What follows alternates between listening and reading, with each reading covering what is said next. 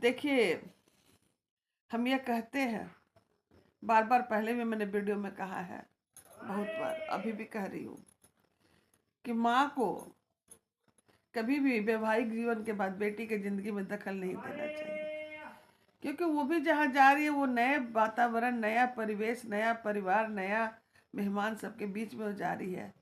उसको छोड़िए, तभी तो समझेगी परिवार क्या होता है।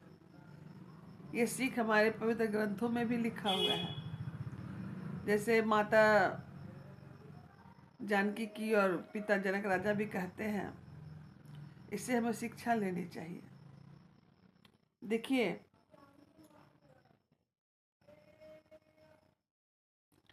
रामचंद्र जी से माता क्या कह रही हैं?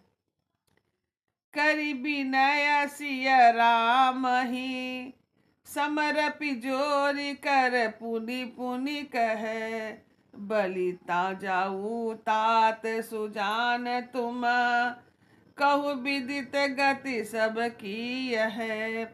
परिवार पुरजन मोहि राजहि, प्राण प्रिय सिय जान की जान भी, तुलसी असीस शील स्नेहो, लखि निज किंकरि करि मानवी। मतलब कहती है कि हे तात, हे सुजान, मैं बलि जाती हूँ, तुमको सबकी गति मालूम है। परिवार को, पूर्ववासियों को, मुझको राजा सीता के प्राणों के समान प्रिय है, ऐसा जानिएगा। तुलसी स्वामी इसके शील और स्नेह को देखकर इसे अपने दासी मान करके रखिएगा।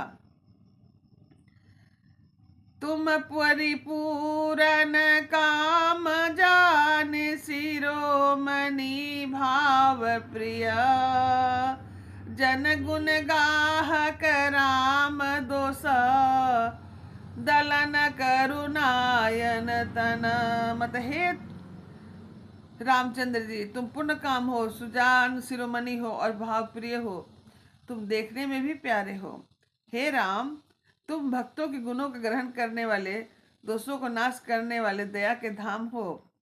अस कही रही चरण गहिरानी, प्रेम पंकु जनु गिरा समानी, सुनि स्नेह बासी बरबानी, बहुविधि सासु राम सन्मानी।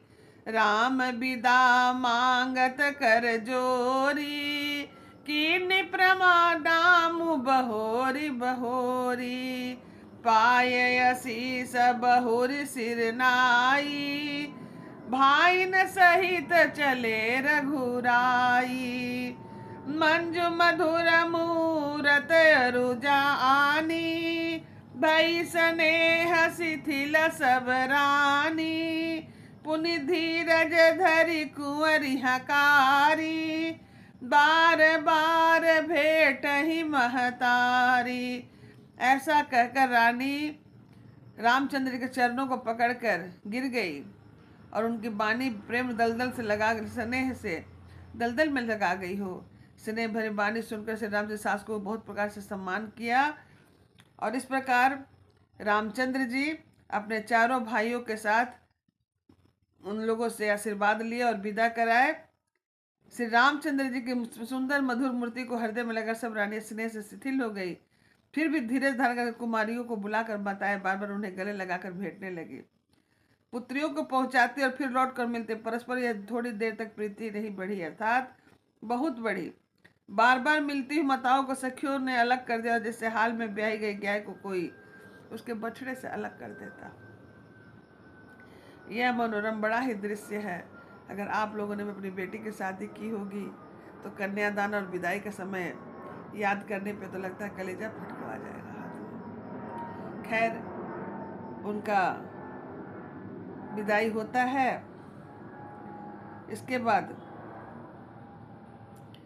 आगे बढ़ते हैं लोग। सकुसारिका जानिका जानकी जाए, कनक पिंजरहि रखी पठा पढ़ाए, व्याकुल कहीं कहाँ बैदेही, सुनि धीरज परही न केही।